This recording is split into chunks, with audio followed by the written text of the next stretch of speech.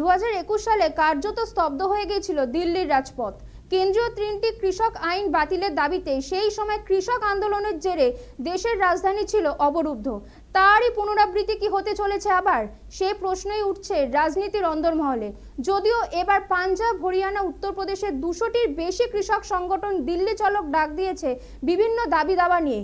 কৃষকদের জন্য পেনশন সহ একগুচ্ছ দাবি নিয়ে দিল্লির উদ্দেশ্যে রওনা দিচ্ছেন কম বেশি 20,000 কৃষক।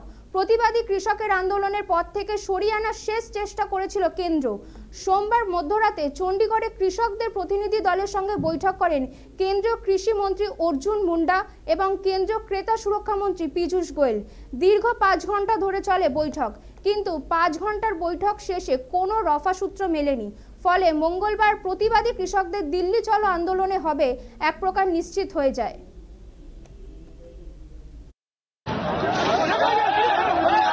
देखिए, SYL एक नॉन इश्यू है आज के दिन। जो प्रिंसिपल जो आज संघर्ष जो इस मुल्क में चल रहा है वो किसानी का संघर्ष चला। इस संघर्ष पर से डाइवर्ट करने के लिए, संघर्ष पर से ध्यान बांटने के लिए नॉन इश्यूज को गवर्नमेंट उठा रही है, जिसमें से SYL भी एक मुद्दा है। अदरवाइज हरियाणा का पानी जो है वो मुनक नहर से होते हुए दिल्ली में जा रहा है। तो अगर हमें पानी की जरूरत रहेगी तो हम अपना पानी जो दिल्ली में जा रहा है उसको हम रोक देंगे। हम लोग पंजाब से नहीं लड़ेंगे पानी के लिए, क्योंकि पंजाब हमारा बड़ा भाई है। पंजाब की खुद नहरें वो खाली चल रही हैं, वो सूखी चल रही है। इसलिए पंजाब से तो केवल हमें SYL के मुद्दे पर हम लड़ें पंजाब से, और ये किसान संघर्ष खत्म हो जाए। इस रणनीति के तहत गवर्नमेंट और बीजेपी और RSS के लोग कल हरियाणा में उपवास पर बैठे थे, लेकिन हरियाणा के आम जनता ने, हरियाणा के किसानों ने इस संघर्ष को जो बीजेपी उठाना चाह रही थी, जो झूठा संघर्ष बीजेपी उठाना चाह रही थी, इसे सिरे से नकार दिया। इसलिए SYL का मुद्दा तो जमींदोज हो गया है, SYL का मुद्दा खत्म हो गया है। और जिस दिन हरियाणवी पंजाब और पंजाब चूंकि एक हो रहे हैं, जिस दिन हम लोग दोबारा से इकट्ठे हो गए, जैसे 1966 से पहले हम लोग इकट्ठे थे, तो जिस दिन हम लोग इकट्ठे हो जाएंगे उस दिन हम गंगा के दरिया के पानी को भी हरियाणा में मोड़ के ले आएंगे। उस दिन हम पंजाब के अंदर ले आएंगे, इस पानी को भी मोड़ के हरियाणवी पंजाब के अंदर ले आएंगे। तो हमारी ताकत बड़ी है। SYL का मुद्दा केवल एक सियासी मुद्दा है। 2021 সালে কার্যত স্তব্ধ হয়ে গিয়েছিল দিল্লির রাজপথ। কেন্দ্রীয় 3টি কৃষক আইন বাতিলের দাবিতে সেই সময় কৃষক আন্দোলনের জেরে দেশের রাজধানী ছিল অবরুদ্ধ। এই বিষয়ে আরো বিস্তারিত জেনে নেব। আমাদের সঙ্গে রয়েছে আমাদের প্রতিনিধি বিশ্বজিৎ হীরা। হীরা, এই মুহূর্তে দিল্লির ঠিক কি অবস্থা? হ্যালো, শুনতে পাচ্ছি। এই মুহূর্তে দিল্লির ঠিক কি অবস্থা? দেখো, যে অবস্থাটা রয়েছে সেই অবস্থায় এখন কৃষকরা প্রায় 20,000 কৃষক বিভিন্ন জায়গা থেকে তাদের দিল্লির দিকে এগোনোর চেষ্টা হচ্ছে।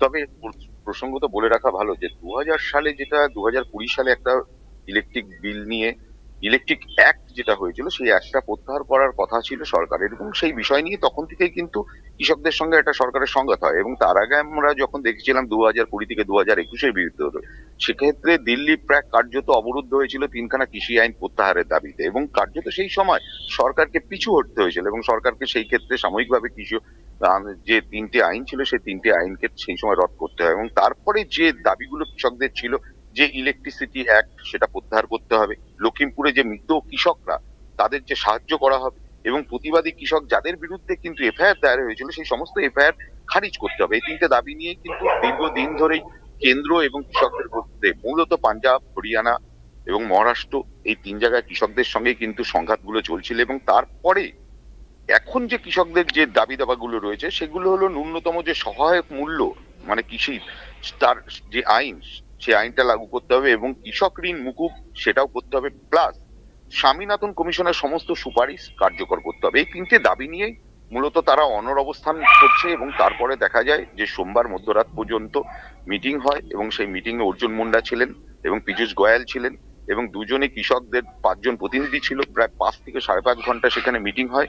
মিটিং এর পরেও কিন্তু কোনো রফাসূত্র বেরোয়নি, এবং তারপরে কিন্তু কৃষক আন্দোলনের নেতা তারা বলে যে আমরা দিল্লি থেকে যাবো। এবং তার আগে থেকে যদিও দিল্লিতে সাজো রথ ছিল, কারণ দিল্লিতে যাতে না ঢুকতে পারে, কারণ অতীতের অভিজ্ঞতা থেকে দিল্লি পুলিশ সেগুলো কিন্তু সঞ্চয় করে রেখেছে যে কিভাবে কৃষকদের এই রোখা যায়। কারণ আমরা আগে যখন দেখেছিলাম সেই সময় সিংহ বর্ডার এবং অন্যান্য যে সমস্ত বর্ডার গুলো রয়েছে, টিকরি, গাজীপুর সীমান্ত, সেই সীমান্তে যেগুলো তো মূলত দিল্লিতে ঢোকা যায়, সেই সমস্ত জায়গা দিয়ে কিন্তু পুরো ব্যারিকেড করে দেওয়া হয়েছিল।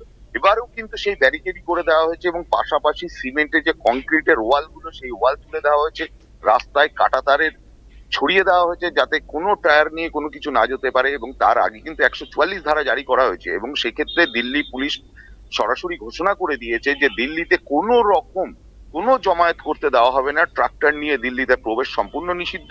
এবং সকাল থেকেই দেখা গিয়েছে যে ড্রোনের মাধ্যমে টিয়ার গ্যাস কিভাবে বাস করানো যাবে এবং তারও কিন্তু ট্রায়াল পুলিশ দিয়ে রেখেছে। সেক্ষেত্রে যেখানে কৃষকরা সংঘবদ্ধ হবে সেখানে কিন্তু ড্রোনের মাধ্যমে টিয়ার গ্যাস সেখানে ছাড়া হবে এবং যাতে কৃষকদের সংঘবদ্ধ দিকে তাদেরকে সরানো যায়। এখনো পর্যন্ত দিল্লিতে প্রবেশ হয়নি, কিন্তু দিল্লির রাস্তার দিকে তারা কিন্তু এগোচ্ছে এবং সেখানে সেক্ষেত্রে বহু ট্রাক্টর নিয়ে তারা এগোচ্ছে এবং প্রচুর কৃষক বিভিন্ন রাস্তার দিকে এগোনোর চেষ্টা হচ্ছে। এবং আর কয়েক ঘন্টা বাদে হয়তো সেটা দেখা যেতে পারে সেখানে আবার দিল্লি সীমান্তে তাদের আটকানোর জন্য হয়তো পুলিশের সঙ্গে সেক্ষেত্রে সংঘাতের একটা রাস্তায় যেতে পারে এবং তারই একটা বাতাবরণ কিন্তু ইতিমধ্যে তৈরি হয়ে রয়েছে। ধন্যবাদ বিশ্বজিৎ হীরা আমাদের সঙ্গে ছিলেন আমাদের প্রতিনিধি। যেমনটা বলছিলেন, পাঞ্জাব, হরিয়ানা, উত্তরপ্রদেশের 200টির বেশি কৃষক সংগঠন দিল্লি চলো ডাক দিয়েছে বিভিন্ন দাবি দাবা নিয়ে। কৃষকদের জন্য পেনশন সহ একগুচ্ছ দাবি নিয়ে দিল্লির উদ্দেশ্যে রওনা দিচ্ছেন কম বেশি প্রায় 20,000 কৃষক।